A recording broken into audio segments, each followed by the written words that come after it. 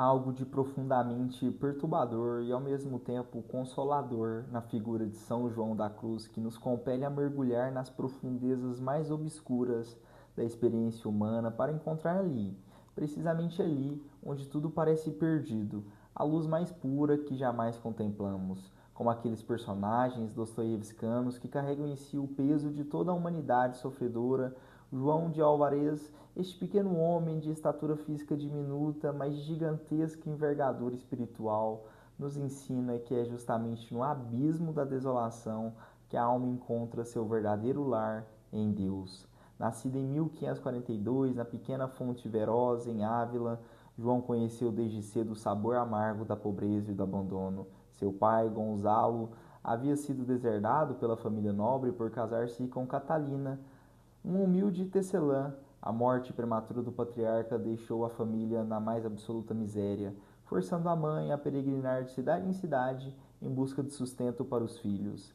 Mas há algo de providencial nessa primeira experiência de despojamento, pois é como se Deus estivesse preparando aquela alma tenra para compreender, desde as entranhas, o que significa estar nu diante do absoluto. Quando aos 21 anos João ingressou na Ordem do Carmo em Medina del Campo, tomando o nome religioso de Frei João de São Matias, sua alma já havia sido moldada pelo sofrimento de uma forma que poucos conseguem compreender. Não era um sofrimento estéril daqueles que endurecem o coração e fecham a alma para o transcendente, mas sim aquela dor purificadora que abre fendas na superfície da existência por onde a luz divina pode penetrar. Era como se toda sua infância de privações tivesse sido uma lenta preparação para aquela vocação extraordinária que o aguardava, ser o doutor da noite escura, o guia das almas que se perdem nas trevas para se encontrarem em Deus. Foi em 1567, quando João contava apenas 25 anos e acabara de ser ordenado sacerdote, que ocorreu o encontro que mudaria não apenas sua vida, mas o destino de toda a espiritualidade carmelitana. Teresa de Ávila, já então uma mulher de 52 anos, experimentada nas vias místicas e ardendo de desejo de reformar sua ordem, viu naquele jovem sacerdote algo que poucos conseguiam enxergar, uma alma capaz de compreender e viver a radicalidade evangélica em sua forma mais pura. O encontro entre esses dois gigantes da mística cristã possui algo de dramático que nos faz lembrar dos grandes encontros da literatura russa, onde duas almas se reconhecem instantaneamente em sua sede comum pelo absoluto. Teresa, com sua experiência madura e sua visão reformadora, encontrou em João não apenas um colaborador, mas um espírito gêmeo capaz de compreender que a verdadeira reforma não se faz mudando estruturas externas, mas transformando radicalmente o coração humano. João, por sua vez, encontrou em Teresa não apenas uma madre espiritual, mas a confirmação de que sua sede insaciável de Deus não era uma ilusão juvenil, mas um chamado autêntico para as alturas da contemplação. Juntos, eles empreenderam a reforma do Carmo, criando os Carmelitas Descalços, uma família religiosa que buscava retornar à pureza primitiva da regra do Monte Carmelo, despojando-se de tudo que pudesse impedir a união íntima com Deus. A colaboração entre Teresa e João foi marcada por uma compreensão mútua que transcendia as palavras.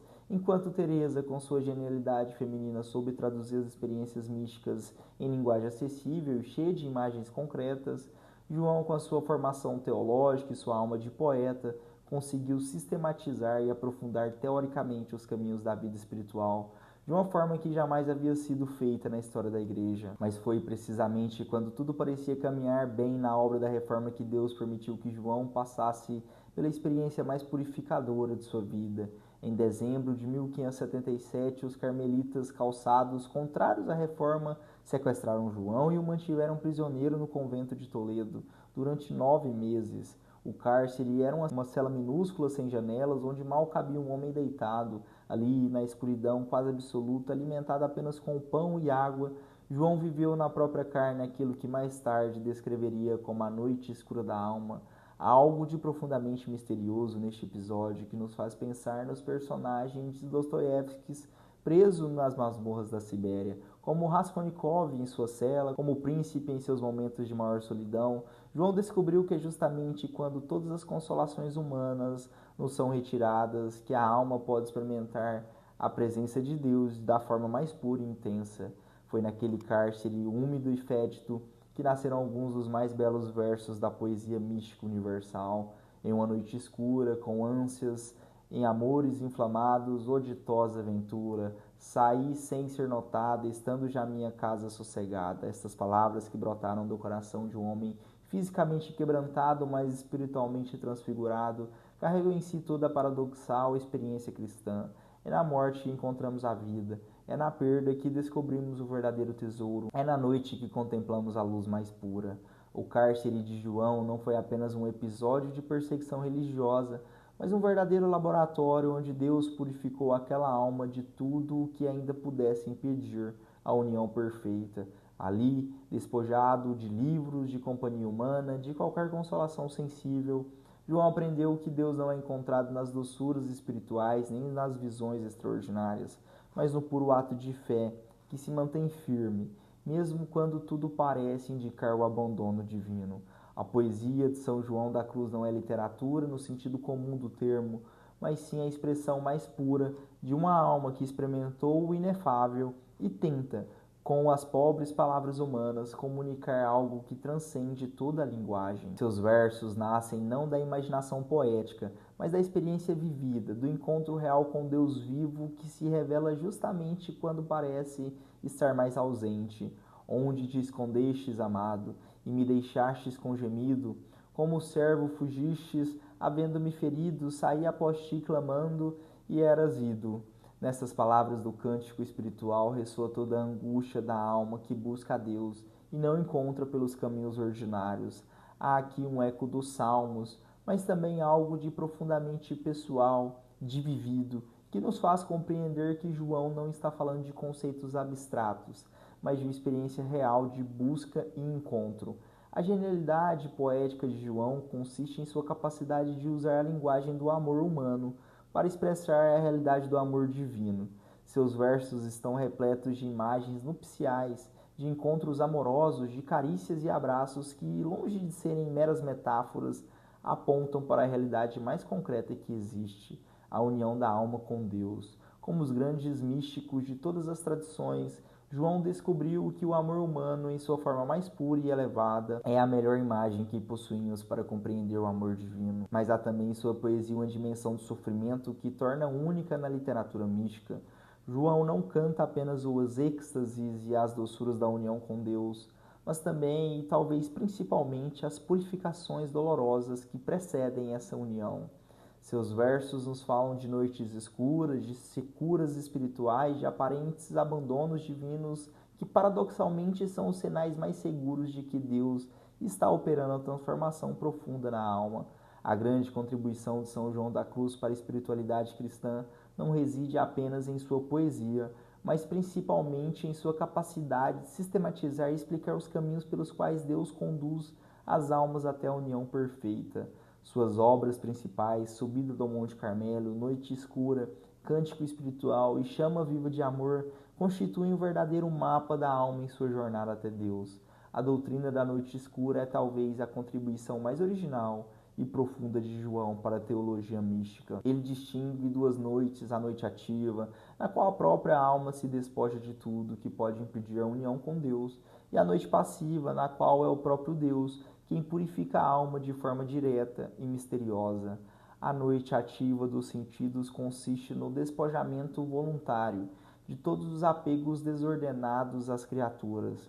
Não se trata de desprezar o mundo criado, que é bom em si mesmo, mas de ordenar corretamente o amor, amando todas as coisas em Deus e por Deus. João ensina que a alma deve passar por uma verdadeira nada, não no sentido de niilismo, mas no sentido de esvaziamento de tudo que não é Deus, para poder ser preenchida pelo próprio Deus. A noite ativa do espírito é ainda mais radical. Consiste no despojamento até mesmo das consolações espirituais, das visões, das revelações particulares, de tudo que, mesmo sendo bom e vindo de Deus, pode tornar-se obstáculo para a união perfeita. João ensina que Deus quer ser amado por si mesmo, não pelos dons que concede, e por isso é necessário que a alma aprenda a caminhar na pura fé, sem apoios sensíveis, mas é nas noites passivas que a doutrina de João atinge sua profundidade mais radical. Aqui não é mais a alma que toma a iniciativa do despojamento, mas é o próprio Deus, quem de forma misteriosa e muitas vezes dolorosa purifica a alma de tudo que ainda a impede de se unir perfeitamente a Ele. A noite passiva dos sentidos manifesta-se geralmente como uma secura espiritual profunda. A alma que antes encontrava consolação na oração, na leitura espiritual, nas práticas devotas, de repente se vê como que abandonada por Deus. As orações parecem não chegar ao céu, a escritura torna-se árida, as práticas religiosas perdem todo o sabor. É uma experiência que pode durar meses ou até anos e que leva muitas almas ao desespero. João ensina que essa secura, longe de ser um sinal de retrocesso espiritual, é na verdade um sinal de progresso. Deus está detestando a alma das consolações, sensíveis para ensiná-la a amá-lo de forma mais pura, não pelos sentimentos que desperta, mas por si mesmo. É como uma mãe que desmama seu filho. O ato pode parecer cruel, mas é necessário para o crescimento da criança. A noite passiva do espírito é ainda mais misteriosa e purificadora. Aqui Deus atinge as raízes mais profundas do egoísmo humano, purificando não apenas os sentidos, mas o próprio espírito de todos os resquícios de amor próprio. A alma experimenta uma sensação de abandono divino tão profunda que chega a duvidar de sua própria salvação. Sente-se como se Deus a tivesse rejeitado definitivamente, como se todos os seus esforços espirituais tivessem sido inúteis. Essa experiência que João compara ao purgatório é, na verdade, a preparação mais imediata para a união transformante com Deus. É como se Deus estivesse fazendo uma cirurgia espiritual na alma, removendo todos os tumores do egoísmo que ainda impedem a união perfeita. O sofrimento é real e intenso, mas é um sofrimento purificador, que prepara a alma para receber a plenitude do amor divino. São João da Cruz, seguindo a tradição dos padres do deserto e dos grandes mestres espirituais, distingue 3 estágios principais na vida espiritual: o dos principiantes, o dos proficientes e os dos perfeitos. Cada estágio tem suas características próprias e seus perigos específicos. Os principiantes são aqueles que acabaram de iniciar seriamente a vida espiritual. Geralmente experimentam grandes consolações na oração e nas práticas devotas, o que é providencial, pois essas doçuras espirituais os ajudam a deixar os prazeres mundanos e a se dedicar às coisas de Deus. Mas João adverte que esse estágio também tem seus perigos. A alma pode tornar-se apegada às próprias consolações espirituais, buscando a Deus mais pelos sentimentos que desperta do que por amor puro. Os proficientes são aqueles que já passaram pela primeira purificação e aprenderam a servir a Deus mesmo sem consolações sensíveis. Sua oração torna-se mais simples e contemplativa, e eles experimentam um amor mais puro e desinteressado por Deus, mas ainda não atingiram a perfeição, pois ainda há em suas almas resquícios de imperfeições que precisam ser purificados. Os perfeitos são aqueles que, tendo passado por todas as purificações, atingiram a união transformante com Deus. Sua vontade está tão unida à vontade divina que já não podem pecar deliberadamente. Vivem em constante união com Deus, mesmo no meio das ocupações exteriores. São como brasas que, tendo sido completamente penetradas pelo fogo, tornaram-se elas mesmas fogo.